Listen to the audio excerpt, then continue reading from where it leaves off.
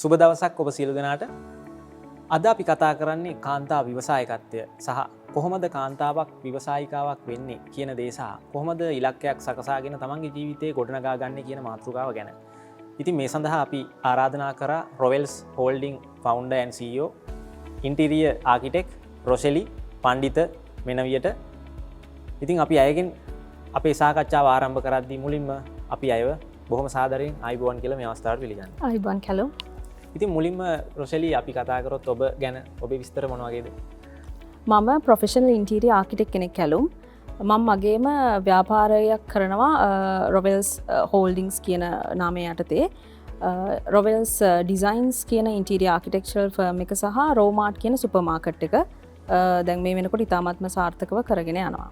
හොඳයි. ඉතින් ඒ වගේ ව්‍යාපාර රැසක හිමිකාරීත්වයක් දරන රොෂෙලි ගැන අපිට මේ අවස්ථාවට සම්බන්ධ කර ගැනීම අපිටත් බොහොම සතුටු කරුණක්. ඒ වගේම අපි කතා කරමු මුලින්ම රොෂෙලි කොහොමද මේ ව්‍යාපාර ශේෂ්ත්‍රයට එකපාරටම මේ තමන් ව්‍යවසායිකාවක් වෙන්න ඕන, එහෙම නැත්නම් තමන් මේ ව්‍යාපාර ශේෂ්ත්‍රයට එන්න ඕන කියලා ඇත්තටම හිතුනේ ඇයි? කැලුම් මම ඇතරම් පොඩි කාලේ මං කැමති සබ්ජෙක්ස් දෙකක් තිබ්බා. එකක් තමයි සයන්ස් කියන සබ්ජෙක්ට් එක, අනිත් එක ආර්ට් ඇන්ඩ් ක්‍රාෆ්ට්. ඉතින් පොඩි කාලේ තිබ්බ ඒ ආසාව අනුව මට පොඩි කාලේ ඇතරම කාඩියොලොජිස්ට් කෙනෙක් වෙන්න ඕන වෙලා තිබ්බා. ඉතින් මං A level බයොලොජි කරා. නමුත් මගේ යම් පුද්ගලික හේතු කාරණා මත මම මගේ අනිත් හැකියාව මං ආස වෙලා හිටිය ආර්ට් ඇන්ඩ් ක්‍රාෆ්ට් කියන එකට. ඒක නිසා මං මගේ ඩිග්‍රී එක ඉන්ටීරියර් ආකිටෙක්චර් ඩිග්‍රී එකක් කරේ NSBM යුනිවර්සිටි එකකින් කරා. ඊට පස්සේ තමයි මම ඩිග්‍රී කිවුණ ගමන් මට ආකිටෙක්චරල් ෆර්ම් එකක මං වර්ක් කරා අවුරුදු 2කට ආසන්න කාලයක්. ඊන අනතුරුව තමයි මම මගේම කියලා ව්‍යාපාරයක් රොවෙල්ස් හෝල්ඩින්ග්ස් කියලා නාමය යටතේ රොවෙල්ස් ඩිසයින්ස් කියන ඉන්ටීරියර් ආකිටෙක්චරල් ෆර්ම් එක පටන් ගත්තේ. නමුත් දැන් ඒක පටන් ගත්තේ 2016 වසරේ වගේ. නමුත් දැන් මේ පැන්ඩමික් සිටුවේෂන් එක, ඒ කියන්නේ දැන් මේ කොරෝනා වසංගතය නිසා මගේ ටීම් එක අපි රිසර්ච් එකක් කරා දැන් ඉස්සරහට කොහොමද ව්‍යාපාරික ලෝකේ මොනවද වෙන්නේ කියලා එක මත අපිට ප්‍රෙඩික්ට් කරන්න පුළුවන් වුණා ආකිටෙක්චර් සහ කන්ස්ට්‍රක්ෂන් ඒ ෆීල්ඩ් එකට වඩා essential items, ඒ කියන්නේ ආහාර පාන වගේ අත්‍යවශ්‍ය භාණ්ඩ සම්බන්ධයෙන් ව්‍යාපාරයක් කරන එක වඩාත් සුදුසුයි කියලා. ඉතින් ඒ අනුව මේ අවුරුද්දේ 2021 ජනවාරි මාසයේ අපි රෝමාර්ට් කියන ෆුඩ් සිටි එක පටන් ගත්තා. රොෂෙලි කොහොමද දැන් ඔබට මේ වගේ ව්‍යාපාරයක් ආරම්භ කරන්න ඔබේ පවුල් පරිසරය, ඔබේ ෆැමිලි බෑග්ග්‍රවුන්ඩ් එක මොන විදිහට සපෝට් එකක් ලබා දුන්නේ? කැලුම ඇතරම් කිව්වොත් මගේ දෙමව්පියෝ ව්‍යාපාරිකයෝ. දැන් ඒ කියන්නේ 1982 ඉඳන් ඒගොල්ලන්ට රස කැවිලි නිෂ්පාදනාගාරයක් තියෙනවා. දැන් අවුරුදු 40කට ආසන්න කාලයක් ඒගොල්ලෝ මේ ව්‍යාපාරයේ නියැලිලා ඉන්නවා. නමුත් ඒගොල්ලන්ට උනත් ගොඩක්ම ඕන කරලා තිබි මාව අධ්‍යාපනයේ පැත්තෙන් යවන්න. ඉතින් ඇත්තටම මුල් කාලේ, ඒ කියන්නේ පාසල් යන කාලේ මට කිසිම අදහසක් තිබෙන්නේ නැහැ ව්‍යාපාර සම්බන්ධයෙන් දෙයක් කරන්න. නමුත් පසු කාලීනව ඒ මගේ ජීවිතයේ මම ලැබපු අත්දැකීම් සහ මම ප්ලෑන් කරපු දේවල් වලට අනුව තමයි මම තීරණය කරේ මම ඉස්සරහට ව්‍යාපාරාංශයෙන් ඉදිරියට යනවා කියලා. නමුත් මගේ දෙමව්පියන්ගේ ව්‍යාපාරවලට මම ඉන්වෝල්ව් වෙලා නැහැ. ඒක නිසා මම ඒක ගැන වැඩිදුර අධ්‍යාපනය හැදෑරුවා. ඒ කියන්නේ ඔන්ටර්ප්‍රනර්ෂිප් ගැන මම ශ්‍රී ජයවර්ධනපුර විශ්වවිද්‍යාලයේ වැඩිදුර අධ්‍යාපනය හදාarලා තියෙනවා. ඒක මට ගොඩක් ලොකු සපෝට් එකක් වුණා මගේ ව්‍යාපාර සාර්ථකව කරගෙන යන්න. ඉතින් රොෂෙලි අපි දැන් කතා කරමු කොහොමද දැන් ඔබ මේ වගේ ව්‍යාපාර ශේෂ්ත්‍රයකට ව්‍යවසායිකාවක් වෙන්න ඕන කියලා ව්‍යාපාර ශේෂ්ත්‍රයට මූලිකවම අඩිය තියද්දී ඔබට යම්කිසි අභියෝගවලට මුහුණ දෙන්න සිද්ධ වෙලා ඇති. ඉතින් අපි දැන් කතා කරමු මොන වගේ අභියෝගවලටද මුහුණ දෙන්න සිද්ධ වුනේ කියලා. ඔව් කැලුම ඇත්තටම කිව්වොත් දැන් මට අත්දැකීම් තියෙනවා. මගේ ඩිග්‍රී කිවරුණ ගමන් මං ආකිටෙක්චරල් ෆර්ම් එකක රැකියාවක් කරලා අත්දැකීමක් තියෙනවා. ඒත් එක්කම මම මගේම කියලා ව්‍යාපාරයක් පටන් ගන්නකොට තියෙන අත්දැකීමුත් මං ගැන මට අදහසක් තියෙනවා. එතකොට දැන් මං රැකියාව කරනකොට මට තිබුණ අත්දැකීම් සහ මගේම කියලා ව්‍යාපාරයක් කරනකොට මට ලැබුණ අත්දැකීම් පරස්පර විරෝධී. මොකද රැකියාවක් කරනකොට සමහරක් වෙලාවට අපේ රටේ මිනිසුන්ගේ ඒ ආකල්ප නිසා වෙන්න ඇති රැකියාවක් කරනකොට මට වැඩිය සමාජයෙන් කිසි ලොකු බලපෑමක් ආවේ නැහැ. ඇත්තටම ගොඩක් අය ඇප්‍රීෂিয়েට් කරා රැකියාවක් කරන එක ගොඩක් හොඳයි. කියන්නේ ලොකු හැමෝගෙම ගෞරවය තිබ්බ. නමුත් තමන්ගෙම කියද මගේම කියලා ව්‍යාපාරවලට මං රැකියාවෙන් ඉවත් වුණාට පස්සේ මං මගේම කියලා ව්‍යාපාරයක් පටන් ගන්නකොට අර මට කලින් තිබ්බ ගරුත්වය ඒ තරම් ලැබුණ නැහැ මිනිසුන්ගෙන්. මොකද ඒගොල්ලන් ගොඩක් පුරුදු වෙලා තිබ්බේ රැකියාවක් කරන කට්ටිය උසස් සහ ව්‍යාපාර කරන එක පහත් කියන දෙයක් විදිහට දකින්න තමයි ගොඩක් වෙලාවට මිනිස්සු පුරුදු වෙලා තියෙන ශ්‍රී ලංකාවේ. ඉතින් ඒගොල්ලොන් හැමතිස්සෙම මගෙන් අහන්න පුරුදු වුණා ඇයි මේ තරම් අධ්‍යාපන සුදුසුකම් තියාගෙන ඔබ ව්‍යාපාරයක් කරන්න කියලා. නමුත් ඒ කිසිම දෙයක් මම කියන්නේ ඒ කිසිම දෙයකට මම සැලුන්නේ නැහැ. මම විසින් ප්ලෑන් කරපු දේවල් වලට මගේ ටාගට්ස් වලට මං වැඩ කරමින් පවතිනවා. රොසෙලි, ඉතින් අපි දැන් කතා කරමු කොහොමද ඔබේ ව්‍යාපාර ශේෂ්ත්‍රයේ ඉදිරියට යද්දී ඔබේ අනාගත ඉලක්ක මොන වගේද කියලා. ඔව් කැලුම්, දැන් ඇත්තටම මගේ දැන් මම සාර්ථක මගේ ඉන්ටීරියර් ආකිටෙක්චර් ෆීල්ඩ් එක ඒක මං කරගෙන යනවා. ඊට අමතරව මගේ රෝමාට් කියන සුපර් මාකට් එක මං ඉස්සරහට ඒක තව එක්ස්පෑන්ඩ් කරන්න ඉන්නේ. තව බ්‍රාන්චස් වැඩිපුර එකතු කරලා මං එක්ස්පෑන්ඩ් කරන්න හිතන් ඉන්නේ. ඊට අමතරව මම ගොඩක් යොමු වෙන්න හිතන් ඉන්නවා ඕගනික් කියන කාබනික පොහොර කාබනික එළවලු වර්ග වගේ දේවල් වලට මං යොමු වෙන්න හිතන් ඉන්නවා. ඒ වගේම ස්කින් කෙයා, ඒකිනුත් ස්කින් කෙයා ප්‍රොඩක්ට්ස් වලත් ඕගනික් ස්කින් කෙයා වගේ දේවල් වලට මං යොමු වෙන්න හිතන් ඉන්නවා. සහ ෆැෂන් කියන ශේත්‍රයනුත් මං ඉදිරියට මගේ ව්‍යාපාර එක්ස්පෑන්ඩ් කරන්න බලාපොරොත්තුවෙන් ඉන්නවා. හොඳයි, ඉතින් ඒ ව්‍යාපාර ශේෂ්ත්‍රයේ ඉදිරියට යන්න අපි ඔබට ශක්තිය ලැබෙන්න කියලා ප්‍රාර්ථනා කරනවා. ඉතින් රොෂෙලි, අපි දැන් කතා කරමු කොහොමද දැන් අපි ලංකාවේ මේ වෙද්දී සාමාන්‍යයෙන් රටකට ව්‍යවසායකත්වය කියන දේ අත්‍යවශ්‍ය අංගයක් වෙලා තියෙනවා. ඔව්. ලංකාවේ වර්තමානයේ වෙද්දී ව්‍යවසායකයන්ගේ අඩුවක්, එහෙම නැත්නම් හිඟයක් අපිට හඳුනා ගන්න පුළුවන්. ඔබ කොහොමද මේ ව්‍යවසායකත්වය දකින්නේ? ඇත්තටම කැලුම්, දැන් රටකට ව්‍යවසායකත්වයෙන් ඇති වැදගත්කමට කලින් මං කැමති කතා කරන්න ව්‍යවසායකයෙක්ගේ තියෙන ලක්ෂණ මොන වගේද කියලා. දැන් සාමාන්‍යයෙන් ගත්තොත් ව්‍යවසායකයෙක් සහ ව්‍යාපාරිකයෙක් අතර ලොකු වෙනස්කම් තියෙනවා. ව්‍යවසායකයෙක් හැමතිස්සෙම ඒක ඇත්තටම ව්‍යවසායකත්වය කියන්නේ ඒක මයින්ඩ් සෙට් එකක්. ඒක මනෝභාවයක්. ව්‍යවසායකයෙක් හැමතිස්සෙම කැමති රිස්ක්ස් ගන්න. හැමතිස්සම අභියෝගවලට මුහුණ දෙන්න කැමති. ඒ වගේම හරිම ක්‍රියේටිව්, ගොඩක් නිර්මාණශීලී, ඒ වගේම ඉනෝවේටිව් අයිඩියාස් තියෙනවා. ඒ වගේම හැමතිස්සම අවුට් ඔෆ් ද බොක්ස් තමයි ඒගොල්ලන් හිතන්න පුරුදු වෙලා තියෙන්නේ ව්‍යවසායකයෝ. ඒ වගේම දැන් ව්‍යවසායකයන්ගේ ඒ නිර්මාණ මගින් efficiently and effectively අපිට අපේ ජීවිතය පහසු කරගන්න පුළුවන්. දැන් උදාහරණයක් ගත්තොත් දැන් ව්‍යවසායකයෝ ගත්තොත් ව්‍යවසායකයන්ගේ කොටස් තියෙනවා. ඒ කියන්නේ අපි කියමු දැන් small medium entrepreneursලා කියලා කියනවා. ඒ කියන්නේ කුඩා හා මධ්‍ය පරිමාණ ව්‍යවසායකයෝ.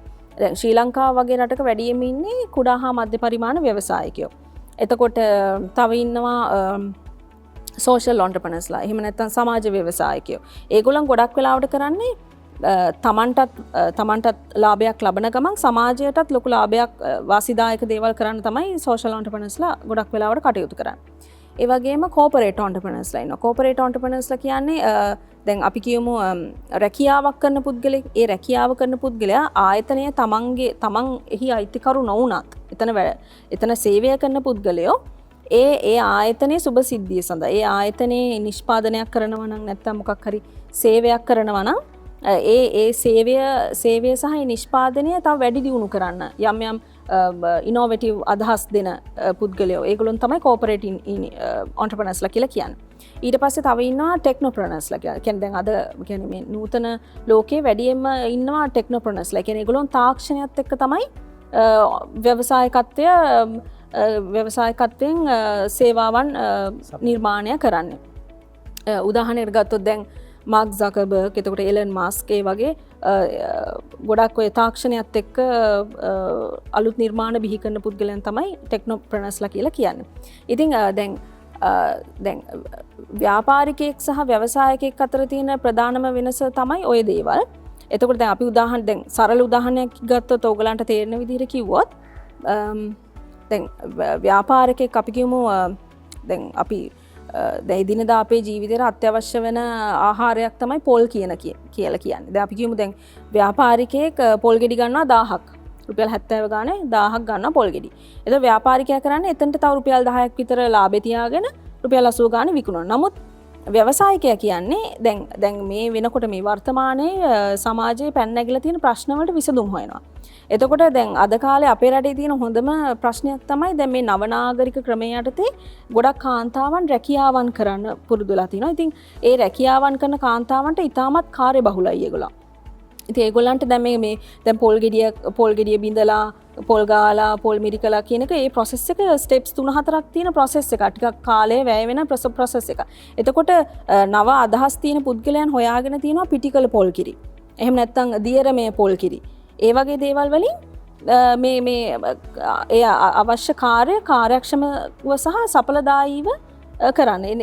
ඒ මගින් ව්‍යවසායකයා කර සමාජයේ ඇති වෙලා තියෙන ප්‍රශ්නෙට විසඳුමක් දෙන අතරේ ඔහුට අර වැලි වැඩිෂන් එකක් නේතන කරා නිකන් තියෙන පොල් ගෙඩියට තව ගාණක් එකතු කරලා විකුණනට වඩා තව වටිනාකමක් එකතු කරලා තියෙන. ඒක නිසා දැන් ව්‍යාපාරිකයෙක් තියාගන්න ලාභයට වඩා වැඩිපුර ප්‍රමාණයක් ලාභයක් ව්‍යවසායකයට තියාගන්න පුළුවන්. ඉතින් ඒ වගේ ලොකු වෙනස්කමක් තියෙනවා ව්‍යාපාරිකයෙක් සහ ව්‍යවසායකයෙක් අතර. ඉතින් දැන් මේ හැමදේම කන්සිඩර් කරාම අපිට කියන්න පුළුවන් දැන් රටකට ව්‍යවසායකයෝ ඉන්න තරමින් ඒක ගොඩක් වාසිදායකයි. ගොඩක් වැදගත් වෙනවා. මොකද දැන් අපි කියමු දැන් ව්‍යවසායකයෝ දැන් තමන්ගේ කියලා නිෂ්පාදනයක්. තමන්ගේ කියලා යම්කිසි සේවාවක් හරි නිෂ්පාදනයක් හඳුන්වා දුන්නාට පස්සේ මුල් කාලීනව ඔහු තනියෙන් ඒ දේ කරන්න පුළුවන්. නමුත් පසු කාලීන වෙනකොට ඒගොල්ලන් ඒ සඳහා තව සේවක සේවිකාවන් බඳව ගන්නවා. ඉතින් මේකෙන් අර විරැකියාව කියන එක අපිට නැති කරන්න පුළුවන් කැලුම්. කියන්නේ ගොඩක් මිනිස්සුන්ට රැකියාව අවස්ථා ඇති වෙන එක ඒක ප්‍රධානම හේතුවක් රටකට ගොඩක් ලොකු වැදගත් කාරණයක් මේ විරැකියාව නැති කරන එක රටකට ගොඩක් වැදගත් කාරණයක්. ඒ වගේම සමාජයේ දැන් මං කලින් කිව්ව විදිහට ඔන්ටර්ප්‍රනර්ස්ලා ගොඩක් කරන්නේ සමාජයේ පවතින ගැටලු වලට විසඳුම් එකතු කරන එක. ඉතින් ඒ සමාජයේ පවතින ගැටලුම් ගොඩක් දුරට අපිට निराකරණය කරගන්න පුළුවන් මේ ව්‍යවසායකයන් විසින් නිර්මාණය කරන ඉනෝවේටිව් අයිඩියාස් නිසා. කියන්නේ ඉනෝවේටිව් සර්විසස් ව්‍යවසායකයෝ ඇති කරන. ඒ වගේම ඉනෝවේටිව් ප්‍රොඩක්ට්ස් ව්‍යවසායකයෝ විසින් නිර්මාණය කරනවා. ඒ දේවල් නිසා සමාජයේ පවතින ගැටලු ගොඩක් දුරට निराකරණය කරගන්න පුළුවන්. ඒ වගේම ඔන්ටර්ප්‍රනර්ෂිප් මගින් මේ අපි දැන් මේ ඔන්ටර්ප්‍රනර්ස්ලා විසින් නිර්මාණය කරන නිර්මාණ මගින් මිනිසුන්ගේ ජීවන තත්ත්වය තව උසස් කරන්න පුළුවන්. ඒ කියන්නේ දැන් අපි කියමු දැන් අපේ දැන් විශේෂයෙන්ම ආසියාතික රටවල් වල කැලුම් මිනිස්සු ගොඩක් වෙලාවට පුරුදු වෙලා තියෙන සම්ප්‍රදායික ක්‍රමවලට. නමුත් දැන් මේ නූතන තාක්ෂණයත් එක්ක අපේ ජීවිතේ පහසු කරන නිෂ්පාදන සහ සේවාවන් මගින් අපේ මිනිසුන්ගේ ජීවන තත්ත්වයක් උසස් කරන්න පුළුවන්. ඒ කියන්නේ අර අපි කියන්නේ අර හනමිටිය අදහස් ඒ වගේ අර ගොඩාක්ම අර ගතානුගතික සම්ප්‍රදායෙන් එළියට ඇවිල්ලා අපිට අලුතෙන් කියන්නේ මේ දැන් මේ ලෝකේ යන්නේ ඉදිරියට යන්නේ. කියන්නේ ගොඩක් දේවල් දියුණු වෙනවා ලෝකේ එන්න දියුණු වෙනවා. ඒ දියුණු සමාජයත් එක්ක මිනිසුන්ගේ ජීවන තත්ත්වය උසස් කරගන්න අවස්ථාවකුත් ලැබෙනවා. ඒ වගේම විශේෂයෙන්ම ඔය ටෙක්නෝප්‍රනර්ස්ලා මම කලින් කිව්වා මේ තාක්ෂණය භාවිතා කරලා යම් නිර්මාණ කරන පුද්ගලයන්. ඒ කියන්නේ විශේෂයෙන්ම ඔය මේ IT සෙක්ෂන් එකේ. ඒ වගේ ටෙක්නෝප්‍රනර්ස්ලාගෙන් අපිට ගොඩාක් වාසි ලබා ගන්න පුළුවන් විශේෂයෙන්ම විදේශ විනිමය රටට ගෙන්නන්න වගේ. ඒ වගේ එල කියන්නේ දැන් අපි කියමු විදේශ රටවල් වල IT සෙක්ෂන් එක සම්බන්ධයෙන් තියෙන ප්‍රොජෙක්ට්ස් ශ්‍රී ලංකාවට ගත්තොත් එහෙම මේ කියන්නේ හොඳ සිස්ටම් එක හරියට සිස්ටමයිස් කරලා ඒ දේ කරොත් අපිට හොඳ විදේශ විනිමයක් ශ්‍රී ලංකාවට රටකට ගෙන්න ගන්න පුළුවන්.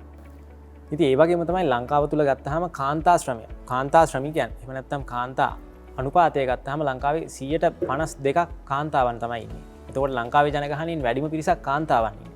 ඒ වගේම මේ වෙලාවේ අපි කතා කළ යුතුම දෙයක් තමයි කාන්තා ව්‍යවසායකත්වය කියන දේ. මොකද අපේ රටේ ඉතා වැදගත් ප්‍රශ්න තියෙනවා. ඒ වගේ මේ ප්‍රශ්න වලට විසඳුම් අවශ්‍යයි. ඉතින් අපි කොහොමද රොෂෙලි මේ කාන්තා ව්‍යවසායකත්වය ගැන කතා කරන්නේ? ඔව් කැලුම් ඇත්තටම කාන්තාවන් කිව්වහම අපේ රට කියන්නේ කාන්තාවන් කියන්නේ ශ්‍රී ලාංකික වේවා බටහිර රටක කාන්තාවන් වේවා කාන්තාවන්ට ඉතාමත් ලොකු ශක්තියක් තියෙනවා. නමුත් බහුතරයක් කාන්තාවන් මේ තමන්ගේ ශක්තිය තාම හඳුනගෙන නැහැ හරියට. එතකොට කාන්තාවන්ට ප්‍රධාන වශයෙන්ම තියෙන්න ඕනේ කොන්ෆිඩන්ස් කියන දේ. කොන්ෆිඩන්ස් කියන දේ සහ ස්ට්‍රෝං පර්සනැලිටි එක. ස්ට්‍රෝං පර්සනැලිටි එකක් සහ ස්ට්‍රෝං කොන්ෆිඩන්ස් එකක් තියෙන කාන්තාවකට විශේෂම ව්‍යාපාරයක් කරනකොට ඒක ඉතාමත් වැදගත් වෙනවා. දැන් මොකද දැන් විශේෂම දැන් ආසියාතික රටක කාන්තාවන්ට තමයි මේ දේ වැඩියෙන්ම බලපාන්නේ. මොකද අපේ රටේ තියෙන මේ සංස්කෘතිය, එතකොට මිනිසුන්ගේ ආකල්ප, ඒ දේවල් එක්ක ශක්තිමත් මානසිකත්වයක් තියෙන කාන්තාවකට ගොඩක් වෙලාවට තමන්ගේ කියලා ව්‍යාපාරයක් කරගන්න එක ලේසි. අර ගොඩක් අර කියන්නේ අපි කියන හිත හයිය නැහැ කියලා ඒ වගේ කාන්තාවක් කරනවට වඩා අපේ රටේ ගොඩක් ඉන්නවා කාන්තාවන් දැන් වර්තමාන සමාජයේ රැකියාවන් කරන. ඉතින් මේ කාන්තාවන්ට දැන් මම කියන්නේ රැකියාව පැත්තකට දාලා තමන්ගේ කියලා ව්‍යාපාරයක් පටන් ගන්න කියන එක නෙමෙයි අපි මෙතනින් කියන්නේ. ඔබට ඔබගේ රැකියාව කරන අතරතුරේදී ඔබට ඔබගේම කියලා ව්‍යාපාරයක්. ඒ කියන්නේ විශේෂයෙන්ම දැන් අපි කියමු ඔබට යම් දක්ෂතා දැන් කාන්තාවක් ඉන්න පුළුවන් කේක් හදන්න. එහෙම නැත්නම් මැහුම් ගෙතුම් කරන්න. එහෙම නැත්නම් මොනවා හරි විෂයක් උගන්වන්න. ඒ වගේ කාන්තාවන් යම් දේවල් වලට යම් කුසලතා තියෙන කාන්තාවන්ට අරක අමතර ආදායමක් කරගන්න පුළුවන් මුදල් උත්පාදනය කිරීම සඳහා. ඒ කියන්නේ දැන් අපි කියමු ඒ සඳහා ලොකු මුදලක් වැය වෙන්නේ නැහැ. දැන් මෙතනදී අපිට විශේෂම තාක්ෂණය කියන එක මෙතනට අපිට ඇතුළත් කරගන්න පුළුවන්. දැන් අද කාලේ වෙනකොට ගොඩාක් කට්ටිය ඉන්නවද මම Facebook එකේ එහෙම දැකලා තියෙන ගොඩාක් කේක් හදන කාන්තා ව්‍යවසායිකාවෝ ඉන්නවා. ඉතින් ඒ ගොඩක් කට්ටිය තවත් රස්සාවක් කරන අතරතුරේ තමයි මේ දේවල් කරන්නේ. ඉතින් ඒක ඇත්තටම ගොඩක් හොඳ දෙයක් රටකට. ඒ කියන්නේ වගේ පොඩි හරි කියන්නේ පොඩි සුළු ප්‍රමාණයෙන් හරි ව්‍යවසායිකාවෝ ඇති වෙනවා කියන එක ඉතාමත් ධනාත්මක දෙයක්. ඉතින් ඒ වගේ දැන් අපි කියමු කෙනෙක්ට ඔය මුකුත්ම හැකියාවක් නැහැ. නමුත් අපි කියමු අඩුම තරමේ සින්දු කියන්න හරි හැකියාවක් තියෙනවා කියලා. ඒ වගේ කෙනෙක්ට පුළුවන් YouTube channel එකක්, ඒ වගේ Facebook page එකක්, ඒ වගේ දෙයක් නිර්මාණය කරගෙන ඒ අදාළ විදිහට ඉදිරිපත් කරන්න පුළුවන්. ඒ වගේම විශේෂම දැන් මේක මම දැන් කාන්තාවන්ට දක්ෂතාවන් තියෙනවා.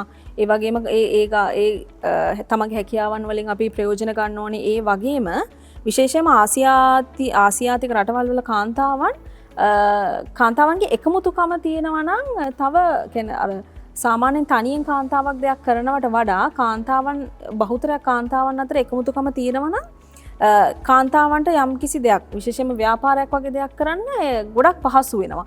ඒ කියන්නේ අපි කියමු දැන් කාන්තාවන් එකිනෙකාට එකමුතු නැතුව එකිනෙකාට ඉරිෂියා කර ඒ වගේ දුර්ගුණ නරක දේවල් කරගෙන හිටියොත් ඒ කාන්තාවන්ට කවදාවත් කියන්නේ කාන්තාවන් වර්ගයක් විදිහට ඉදිරියට යන්න බෑ. මම මේක හැම තැනකම කියන දෙයක්. මම ඊට කලිනුත් මේ දේ සඳහන් කරලා තියෙනවා. දැන් අපි උදාහරණයක් ගන්න කැලුම් කාන්තාවන් පැත්තකින් තියන්න මොකක් හරි ජාතියක් ගන්න. මම මේ ජාති ભેද ඇති කරන්න කියනවා නෙමෙයි. මම මේ උදාහරණයක් කියන්නේ. ඒතර මිනිස්සුන්ට මේක ගැන ගොඩක් තේරෙන නිසා දැන් සිංහල ජාතිය එකිනෙකාට ගොඩක් හොඳින් උදව් උපකාර කර ගන්නවා නම් එකමුතුකම තියෙනවා නම් කුහකකම ඉරිෂියාව නැත්තම් තව කෙනෙක් දියුණු වෙනවට ඒකට ඇත්තරම හමුළු හදවතින්ම සුබ පතනවා නම් ඒ ජාතියට අපේ ඒ සිංහල ජාතියට හොඳට දියුණු වෙන්න පුළුවන්. නමුත් ඒක එහෙම වෙන්නේ නැත්තම් කවදාවත් සිංහල නෙමෙයි ඕනම ජාතියකට කවදාවත් දියුණු වෙන්න බෑ. ඉතින් ඒ වගේ තමයි මේක කාන්තාවන්ටත් ඇප්ලයි වෙන්නේ. ඒ කියන්නේ කාන්තාවන්ට සපෝට් කරගන්නේ නැත්තම් කාන්තාවන් තවත් කාන්තාවන් මොටිවේට් කරන්නේ නැත්තම් කාන්තාවන් තවත් කාන්තාවකට හයියක් වෙන්නේ නැත්තම් කාන්තාවන් වර්ගයක් විදිහට දියුණු වෙන්න බෑ කවදාවත්. හැමදාම මොකක් හරි මොනාම හරි වෙලා ඒ කෙනා අර හිටපු තැනටම තමයි පත් වෙන්නේ. ඒක නිසා කාන්තාවන් වුණාම මම විශ්වාස කරනවා එකමුතුකම තියෙන්න ඕනේ. එකිනෙකාට සහයෝගය දක්වන්න ඕනේ. එකිනෙකාට ශක්තියක් වෙන්න ඕනේ. තව කෙනෙකු උද්‍යෝගිමත් කරන්න පුළුවන් වෙන්න ඕනේ. ඒ දේවල් කාන්තාවන් විදිහට තිබිය යුතුයි. විශේෂයෙන්ම ව්‍යාපාරයක් කරන්න බලාපොරොත්තුෙන් ඉන්නවා නම්.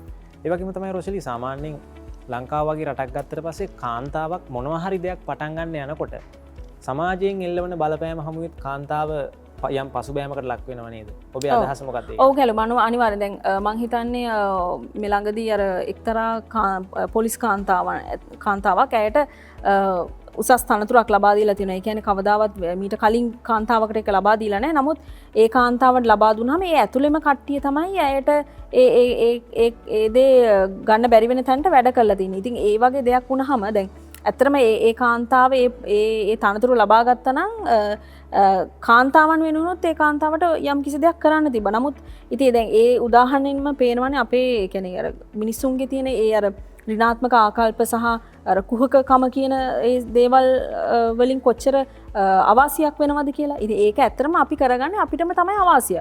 දැන් අපි සුදුස්සාට සුදුසු තැන දෙනවා නම් කාන්තාවක් වේවා පිරිමි කෙනෙක් වේවා සුදුස්සාට සුදුසු තැන දෙනවා නම් අපිට මීට වඩා ගොඩක් ඉස්සරහට යන්න පුළුවන් රටක් වශයෙන්. නමුත් අර ඔබ කාන්තාවක් වෙලා ඉපදලා තවත් කාන්තාවක් ඉදිරියට යනකොට ඒ කාන්තාවව තව පල්ලෙහාට දාන්න උත්සාහ කරනවා නම් අපිට කවදාවත් දියුණුවක් දකින්න ලැබෙන්නේ නැහැ. ඒ වගේම කැලුම් දැන් කාන්තාවන් තව දෙයක් තමයි කාන්තාවන් කියන්නේ ඈත අතීතයේ ඉඳන් විශේෂයෙන්ම ආසියාතික රටවල් වල කාන්තාවන් මේ හරියට යැපෙන මානසිකත්වයේ තියෙනවා. යැපුන් මානසිකත්වය. ඉතින් ඒ මානසිකත්වය නැති කරගන්න ඕනේ ඇත්තටම. මොකද යැපෙන මානසිකත්වයේ ඉඳගෙන හැමදාම එක්ක ස්වාමි පුරුෂයාගෙන් නැත්නම් දෙමව්පියන්ගෙන් හරි හැමසම යැපෙන මානසිකත්වයේ හිටියාම ඒ කෙනාට කවදාවත් දියුණු වෙන්න බෑ. ඉතින් ඒ ඇත්තටම කාන්තාවට ලොකු ශක්තියක් තියෙනවා.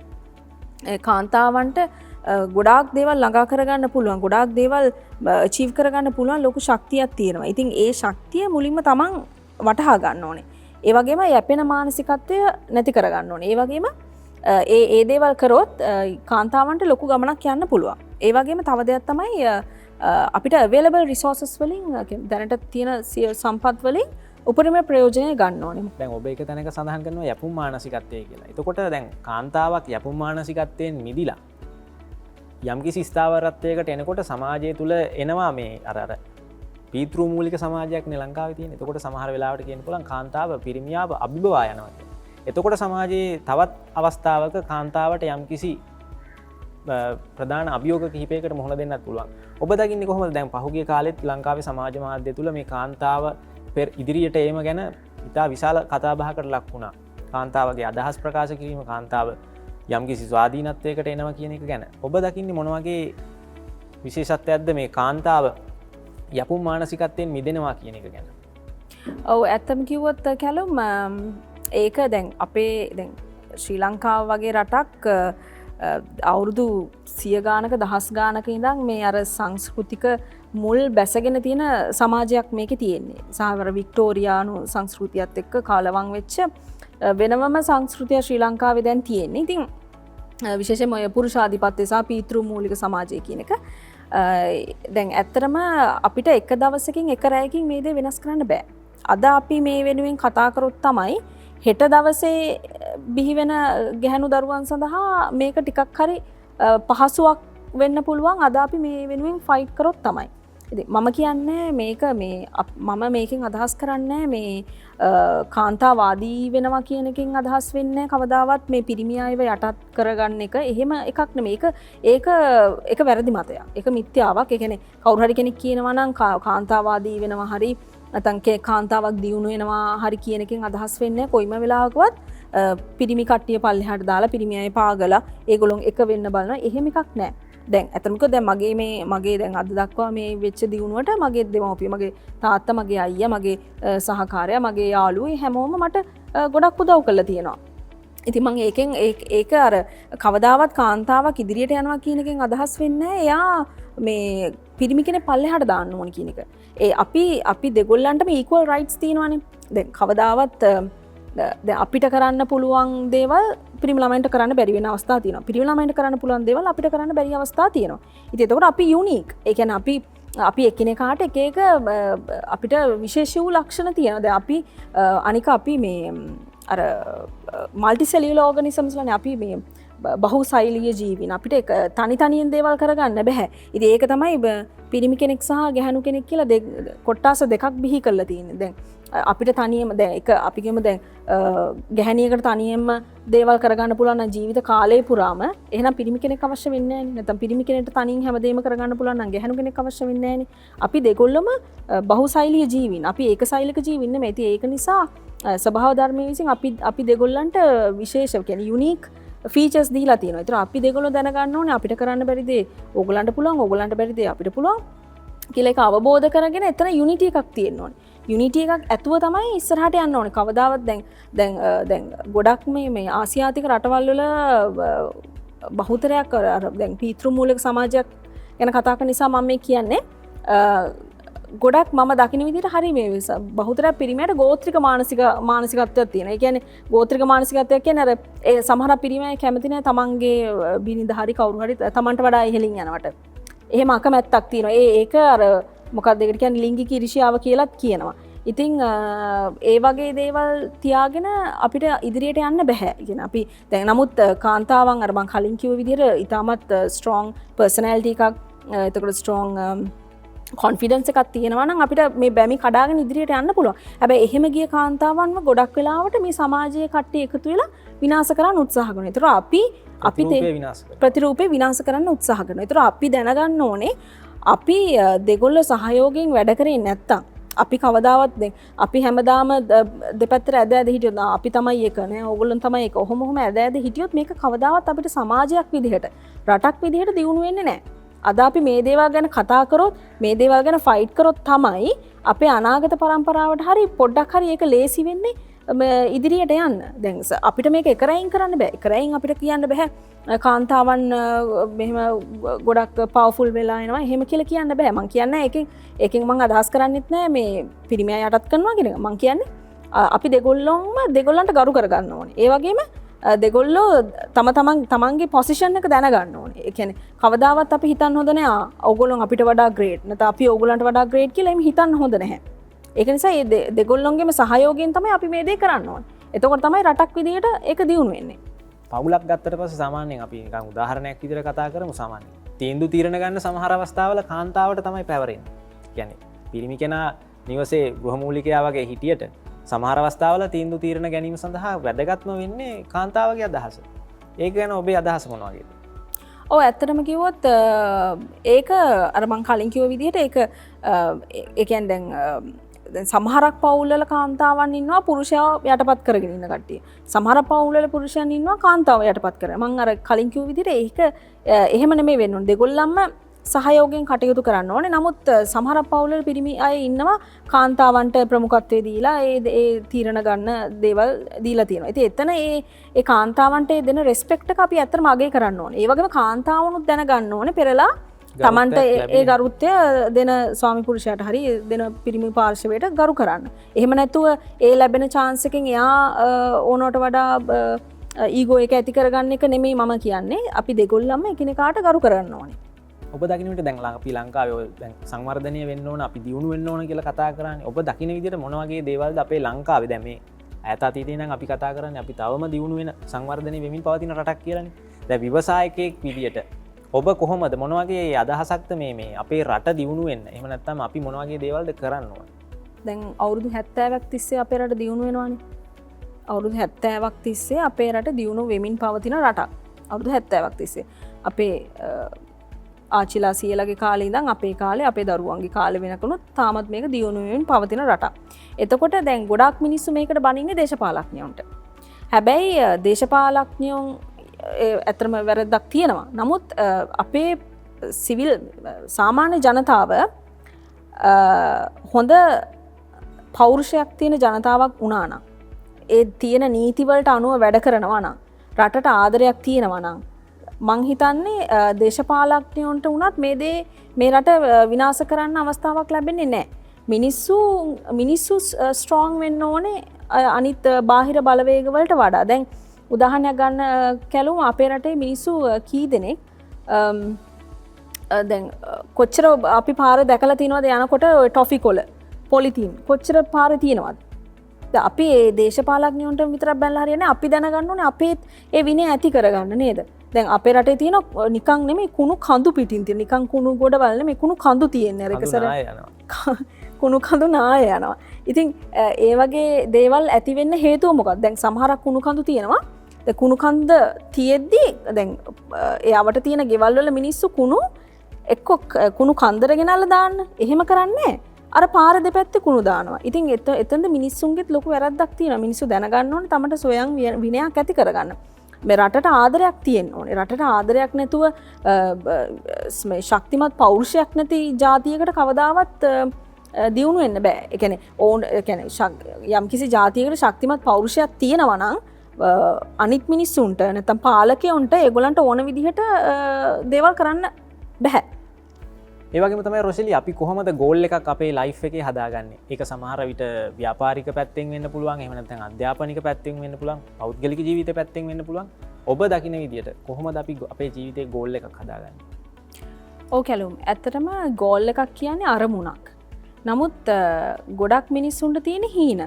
දැන් සාමාන්‍යයෙන් 100%ක් මිනිස්සුන්ට හීන තියෙනවා. ඔය 100%කගෙන් 150ක් වගේ ප්‍රමාණයකට තමයි ටාගට්ස් තියෙන්නේ. ටාගට්ස් කියන්නේ ඉලක්ක.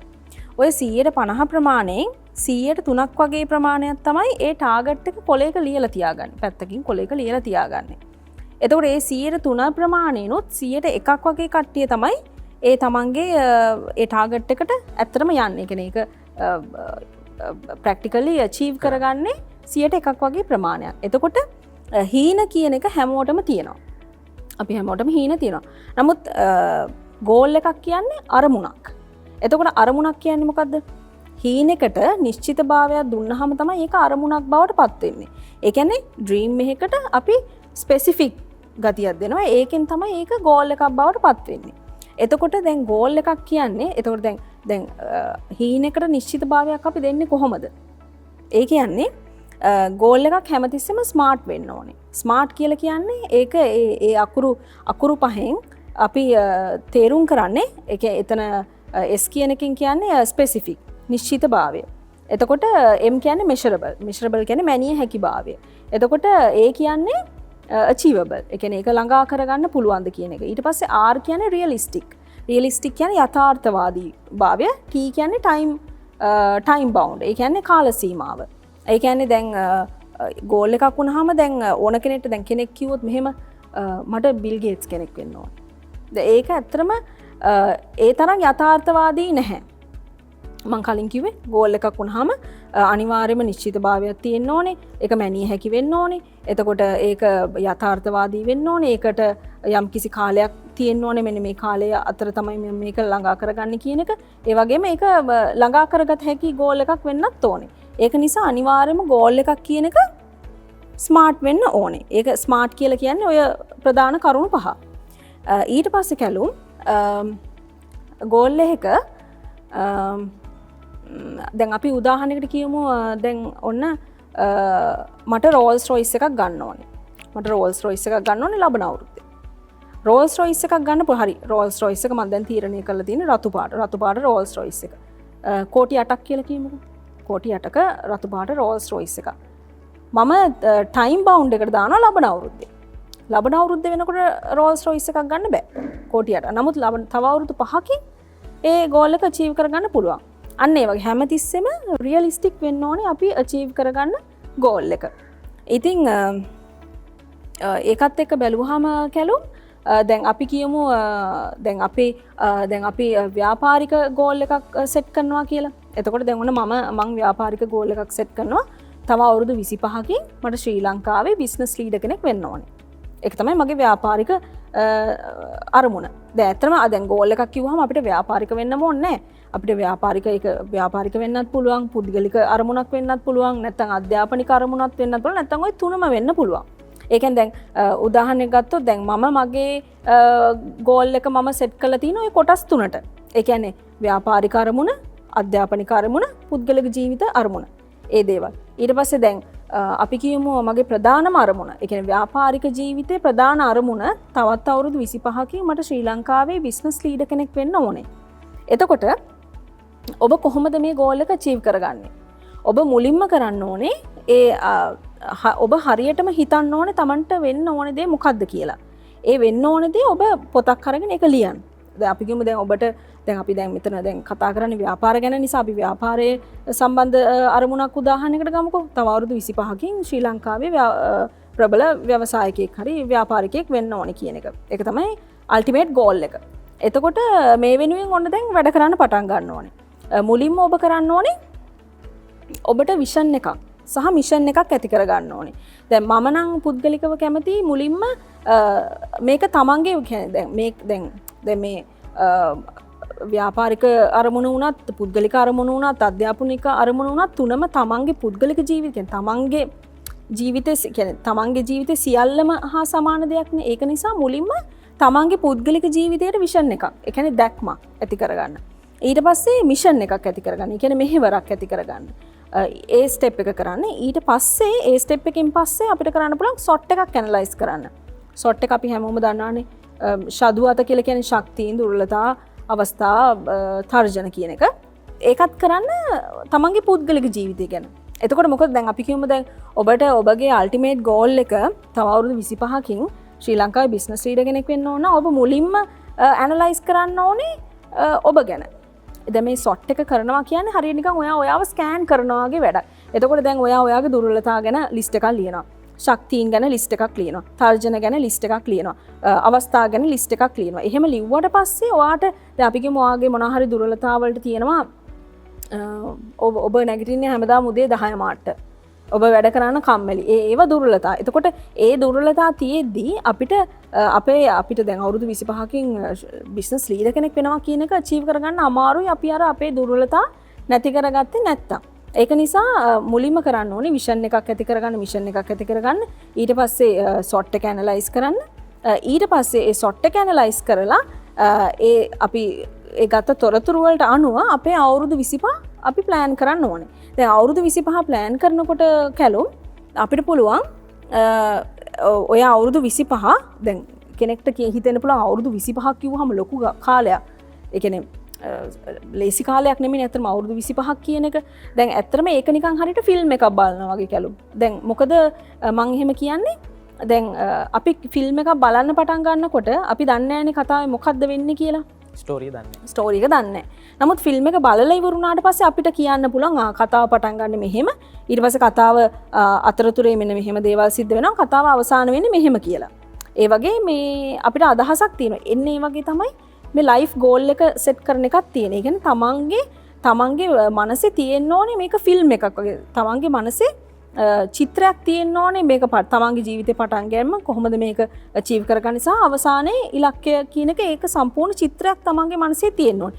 ඒකට තමයි අපි මේ ගෝල් එක සෙට් කරන්නේ. ඒ කියන්නේ එහෙම කරාම අපිට ඊටමත් ලේසියි. ඒතකොට අපේ යටිසිතට මේ පණිවිඩය යවුවට පස්සේ අපි ඒ වෙනුවෙන් වැඩ කරන්න පටන් ගන්නවා. එතකොට කෙනෙක්ට හිතෙන්න පුළුවන් අවුරුදු 25ක් කියන්නේ ලොකු කාලයක්. අවුරුදු 25ක් කොහොමද එකදී කියන්නේ මිනිස්සෙක් මේ ගෝල් එකක් වෙනුවෙන් වැඩ කරන්නේ කියන එක ගැන කෙනෙක්ට හිතෙන්න පුළුවන්.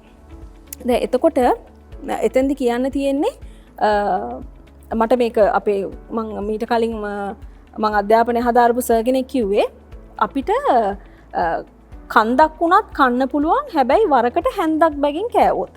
ඒ කියන්නේ ලොකු දෙයක් දැන් අවුරුදු 25ක් කියන්නේ ලොකු කාලයක්. ඒ ලොකු කාලේ කොහොමද අපි කොටස් වලට කඩාගන්නේ? දැන් අවුරුදු 25 පහේ කොටස් පහකට කඩාගන්න. ඒ කියන්නේ අවුරුදු පහේ කොටස් පහකට කඩාගන්න. එතකොට මේ පළවෙනි අවුරුදු පහ ගන්න. පළවෙනි අවුරුදු පහ අපි කියමු දැන් මේ 2021 2022 ඉඳන් 2027 වෙනකම්. එතකොට 2027 වෙනකම් අපි දැන් 2022 දී මොනවද කරන්න ඕනේ 23 දී මොනවද කරන්න ඕනේ 24 දී මොනවද කරන්න ඕනේ 25 26 27 වෙනකම් මොනවද කරන්න ඕනේ කියන එක අවුරුද්දෙන් අවුරුද්දට කොටස් කඩා ගන්න ඕනේ. එතකොට ලොකු ඩියුරේෂන් එක ස්ටෙප් බයි ස්ටෙප් අපි අඩු කරගන්න. එතකොට 2027 වෙනකම් අපි හදාගෙන තියෙන 2022 කියන අවුරුද්ද මාස 12ට කඩා ගන්න. ජනවාරි ඉඳන් දෙසැම්බර් වෙනකම් මාස 12ට කඩා ගන්න. එතකොට මේ මාස 12 නොත් පළවෙනි මාසෙ මොකද්ද? ජනවාරි මාසෙ. ජනවාරි මාසෙ ගන්න. ඒ ජනවාරි මාසෙ සති 4කට කඩා ගන්න. එතකොට පළවෙනි සතිය, දෙවෙනි සතිය, තුන්වෙනි සතිය, හතරවෙනි සතිය. ඒ සති හතරනොත් පළවෙනි සතිය ගන්න. පළවෙනි සතිය දවස් 7ක් තියෙනවනේ. එතකොට ඔබ තව අවුරුදු 25කින් තමන්ගේ ගෝල් එක අචීව් කරගන්න අද ඒ කියන්නේ පළවෙනි අවුරුද්දේ පළවෙනි මාසේ පළවෙනි සතියේ පළවෙනි දවසේ මොනවද කරන්න ඕනේ කියන එක පොඩි කොටස් වලට කඩා ගන්න ඕනේ. එතකොට මේ වගේ දෙයක් කරොත් එහෙම අපිට ඉතාමත්ම ලේසි. මේ විදිහට ගෝල් එකක් සෙට් කරගත්තාම අපිට ලේසි අපේ අවසාන ඉලක්කයට යන්න. ඒ වගේම තමයි රොෂෙලි අපි දැන් මේ ලංකාවේ අධ්‍යාපන රටාවත් එක්ක අපි එක ගෝල්ස් හදාගන්නවා අපේ එක බිස්නස් ප්ලෑන් තියෙනවා මේ වගේ දේවල් එක්ක අපි ඇත්තටම දැන් අලුතෙන් විවසායකයෝ ඉන්නවා මේ වගේ ව්‍යාපාර ආරම්භ කරන්න බලාපොරොත්තු වෙන කෙනෙක්. ලංකාවේ ව්‍යාපාර පටන් ගනිද්දී ඒව බහුතරයක් මේ වෙද්දිත් අසාර්ථක වෙලා තියෙනවා. සමහර වෙලාවට ඒක මේ වගේ කොවිඩ් පැන්ඩමික් එකක් වෙන්න පුළුවන්. එහෙම නැත්නම් වෙනත් හේතුවක් නිසා වෙන්න පුළුවන්. කොහොමද රොෂෙලි මේ අපි බිස්නස් ප්ලෑන් එකක් හදාගන්නේ? ඇත්තටම කැලුම් ශ්‍රී ලංකාවේ ගොඩක් කුඩා හා මධ්‍ය පරිමාණ ව්‍යාපාර කඩා වැටීමට කියන පළවෙනි අවුරුදු 5 ඇතුළත කඩා වැටීමට ලක් වෙන්න ප්‍රධානම හේතු වෙලා තියෙන්නේ ඔවුන් හරියාකාර බිස්නස් ප්ලෑන් එකකට අනුව නැතුව ව්‍යාපාරයක් කරන්න පටන් ගැනීම. ඉතින් දැන් එක එක ව්‍යාපාර එක එක විදිහයි. ඉතින් එක එක ව්‍යාපාරවල ස්වභාවය එක එක විදිහයි. එතකොට ව්‍යාපාරිකයෝ දැන් කුඩා මධ්‍ය පරිමාණ ව්‍යාපාරිකයෝ බිස්නස් ප්ලෑන් එකකට අනුව වැඩ කරන්න ගත්තොත් ගොඩක් දුරට ඒ ව්‍යාපාරයේ සාර්ථක වෙන්න තියෙන ප්‍රවණතාවය වැඩි. මෙතනදී අපිට පුළුවන් බිස්නස් කන්සල්ටන්ට් කෙනෙක්ව හය කරන්න. කියන ඔබට ඒක ෆෝඩ් කරන්න පුළුවන් නම් එහෙම හය කරන්න පුළුවන්. එහෙම නැත්නම් සාමාන්‍යයෙන් ශ්‍රී ලංකාවේ තියෙනවා සමහරක් රාජ්‍ය ආයතන ITI එතකොට කුඩා හා මධ්‍ය පරිමාණ සංවර්ධන ආයතන වගේ ආයතන වලින් ගොඩක් මේ නැගීගෙන එන ව්‍යාපාරිකයන්ට ඒ සඳහා අත්වැල් දෙනවා. ඉතින් ඒ කියන්නේ දැන් අපි ගර ගෝල් එක සෙට් කරාට විතරක් මදි. ඒක අර අපේ පුද්ගලික භාවිතාවය සඳහානේ අපි ගෝල් එක සෙට් කරන්නේ. ඒ කියන්නේ ගෝල් එකට අනුව වැඩ කරන්නේ. නමුත් ඒ වගේම ව්‍යාපාරයටත් අඩුම තරමේ 5 අවුරුදු සැලැස්මක හරි බිස්නස් ප්ලෑන් එකක් තියෙන්න ඕනේ පළවෙනි අවුරුදු 5ට. ඒ සඳහා ඔබ අනිවාර්යයෙන්ම බිස්නස් කන්සල්ටන්ට් කරන කෙනෙක් නැත්නම් රාජ්‍ය ආයතනයක් කරහා ඒ සඳහා ඇඩ්වයිසස් ගන්න ඕනේ. ඒ වගේම තමයි රොෂලි මේ අපි දැන් මේ වෙද්දි සමාජයේ ගොඩක් කතා බහට ලක් කරන දෙයක් තමයි ලංකාවේ টොප් ලෙවල් එකේ ඉන්න ප්‍රොෆෙෂනල් බිස්නස්මන්ලා. ඔබ ඔබේ ව්‍යවසායක එහෙම නැත්නම් ඔබේ අත්දැකීම් පළපුරුදු දේවල් එක්ක කොහොමද ඔබ ෆලෝ කරන මොන වගේ ව්‍යාපාරිකයන්ද ව්‍යවසායකයන්ද ඔබ টොප් ලෙවල් එකේ ඉන්න අය ෆලෝ කරන්නේ? ශ්‍රී ලංකාවේ ඉන්නවා ප්‍රබල ව්‍යවසායකයෝ කිහිප දෙනෙක්. ඉතින් ඒ හැමෝගෙම මම ගොඩක්ම කැමති. මම කාන්තාවක් නිසාත් එක්කම මම ගොඩක්ම කැමති ඕටාරා ඩෙල් කියන මහත්මියකට කෙනෙක්. ඇයගේ ඒ ව්‍යවසායකත්ව කුසලතා ඒ දේවල් මම ගොඩක් අගය කරනවා. සහ අපි ඇත්තටම ඒ වගේ කියන්නේ ඒ වගේ තවත් කාන්තාවන් ශ්‍රී ලංකාව වගේ රටකින් බිහිවෙන්න පුළුවන් නම් ඒක ඇත්තටම ගොඩක් අගය කරන්න ඕන දෙයක්. ඒ කියන්නේ ඇත්තටම ඕටාරා ඩෙල් කියන්නේ බ්‍රෑන්ඩ් එකක්. ඉතින් ඒ වගේ බ්‍රෑන්ඩ්ස් තව බිහිවෙන්න ඕනේ ශ්‍රී ලංකාව වගේ රටකින්. ඉතින් සමාජ මාධ්‍යවල පහුගිය කාලේ කතා කරා දැන් අධ්‍යාපනය අවශ්‍ය නැහැ ව්‍යාපාරයක් කරන්න. එහෙම නැත්නම් බිස්නස් එකක් පටන් ගන්න අධ්‍යාපනය අවශ්‍ය වෙන්නේ නැහැ කියලා සාමාන්‍යයෙන් නැගීන ව්‍යවසායකයෝ වෙන්න බලාපොරොත්තු වෙන අය සමාජ මාධ්‍යවල විවිධ වූ වැඩසටහන්වලදී අපිට හඳුනා ගන්න ලැබුණා. ඔබ කොහොමද දකින්නේ අපේ රටේ අධ්‍යාපන ක්‍රමය සහ අපේ රටේ යම්කිසි පුද්ගලයෙක් ලැබූ අධ්‍යාපනය සහ ඔහුට හෝ ඇයට ව්‍යාපාරයක් පටන් ගන්න මොන වගේ අධ්‍යාපන මට්ටමක් අවම වශයෙන්වත් තිබිය යුතුද කියලා? ඔව් ඇත්තම කිව්වොත් කැලුම් දැන් ශ්‍රී ලංකාවේ අධ්‍යාපනය ගොඩක් වෙලාවට පීඩාකාරී අධ්‍යාපනයක් තියෙන. විශේෂයෙන්ම පහේ ශිෂ්‍යත්වය වගේ අධ්‍යාපනයක් ගත්තොත් ඒක හරිම පීඩාකාරීකට ගොඩක් වෙලාවට කියන්නේ දරුවන්ගේ විභාග ගැන මේක අම්මලගේ විභාගය කියලා කියන්නේ. මොකද කුඩා දරුවන් ඒ පොඩි කාලේ ඉඳන්ම හරියට පීඩාවට පත් කරනවා. ඉතින් අපේ රටේ අධ්‍යාපනයේ සමහරක් වෙලාවට යල් පැන ගිය අධ්‍යාපන රටාවනුත් තාම තියෙනවා. හැබැයි ඒකෙන් අදහස් කරන්නේ නැහැ ව්‍යවසායකයෙක් වෙන්න ඔබට අධ්‍යාපනය අවශ්‍ය නැහැ කියන එක. නමුත් ඔය ඕකර මේ ගොඩක් ඔය IT කරන මාෆියා වගේ කරන කට්ටියක් එකතු වෙලා නිර්මාණය කරලා තියෙන සංකල්පයක් මිසක් මම නම් පිළිගන්නේ නැහැ ව්‍යවසායකයෙක් වෙන්න අධ්‍යාපනය අවශ්‍ය නැහැ කියන එක. අධ්‍යාපනික සුදුසුකම් තියෙනවා තමන්ට ඒ පොතපතේ දැනුම තියෙනවා නම් ඒක තව වැඩිපුර කියන්නේ ඒක ප්ලස් මාක් එකක්. ඒක වැඩිපුර දැනුමක් එකතු වෙන එක වඩාත් හොඳයි මුකුත්ම අර අධ්‍යාපනයක් නැතුව ව්‍යාපාරයක් පටන් ගන්නවට වඩා. ඒ වගේම තමයි අපි බලමු දැන් කතා කරලා රොෂෙලිගේ අත්දැකීම් සහ පළපුරුද්ද එක්ක මේ නැගින ව්‍යවසායකයන්ට එහෙම නැත්නම් මේ දැනටමත් ව්‍යාපාරයක් පටන් ගන්න බලාපොරොත්තුෙන් ඉන්න ව්යාපාරයක් ගැන සොයමින් ඉන්න තරුණ තරුණියන්ට එහෙම නැත්නම් වැඩිහිටි අයට ඔබ මොන වගේ අවවාදයක්ද උපදේශයක්ද ලබා දෙන්නේ? ඔව් ඇත්තටම කිව්වොත් කැලුම් දැන් ශ්‍රී ලංකාව වගේ රටක දැන් අපි මුලින්ම කතා කරානේ මේ අපේ රටේ ව්‍යාපාරයක් කරනවට වඩා මේ රැකියාවක් කරන කට්ටියට තැන තියෙන්නේ. මොකද අපේ රටේ මිනිස්සුන්ගේ ආකල්ප නිසා ඒක ගොඩක් ඍණාත්මක ආකල්ප තියෙන්නේ. ඇත්තටම දැන් තරුණ ව්‍යවසායකයන්ට සහ ව්‍යාපාරයක් කරන්න බලාපොරොත්තු වෙන ඉන්න අයට මම මුලින්ම කියන්නේ අපේ ආකල්ප අපි හදා ගන්න ඕනේ. අපි ධනාත්මක ආකල්ප හදා ගන්න ඕනේ. මොකද එහෙම ධනාත්මක ආකල්ප හදා ගන්න නැතුව අපි හැමදාම අර අපි උදාහරණයක් ගත්තොත් මේ ඉතාමත් සුළු සැලරි එකකට අපි රජයේ රස්සාවක් නැත්නම් වෙන මොකක් හරි රැකියාවක් කරනවට වඩා ඊට වඩා ලොකු ලාභ ලබන්න පුළුවන් අපිට ව්‍යාපාරයක් කරන එකෙන්. ඉතින් ඒක ඇත්තටම ව්යාපාරයක් කරන එක පහත් දෙයක් නෙමෙයි. ඉතින් අපි මුලින්ම අපේ හොඳ ධනාත්මක ආකල්ප ඇති කරගන්න ඕනේ සඳහා.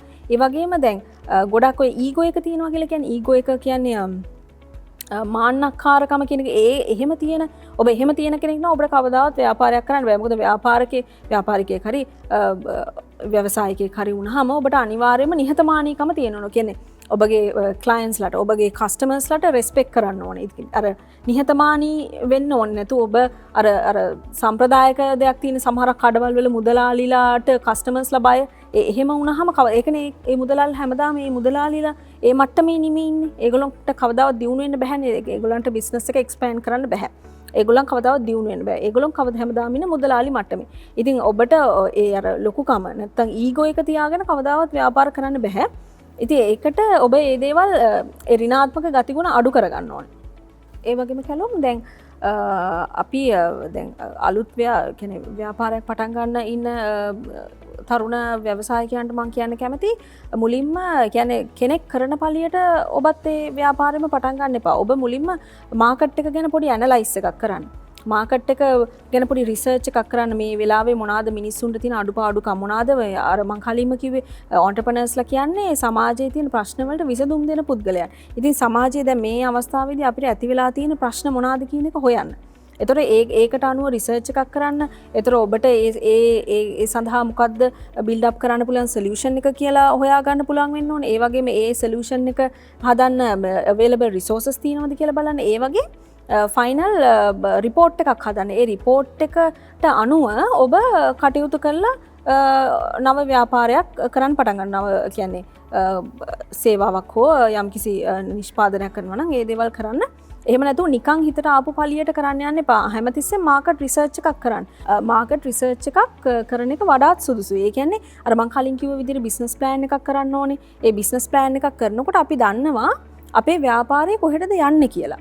එහෙම නැතුව කියන්නේ අපි කිසිම අදහසක් නැතුව ව්‍යාපාරය යනවට වඩා අපි දන්නවා at the end of the day තව අවුරුදු 5කින් ව්යාපාරය කොතනද තියෙන්න ඕනේ කියන පික්චර් එක ඔබගේ මනසේ තියෙනවා.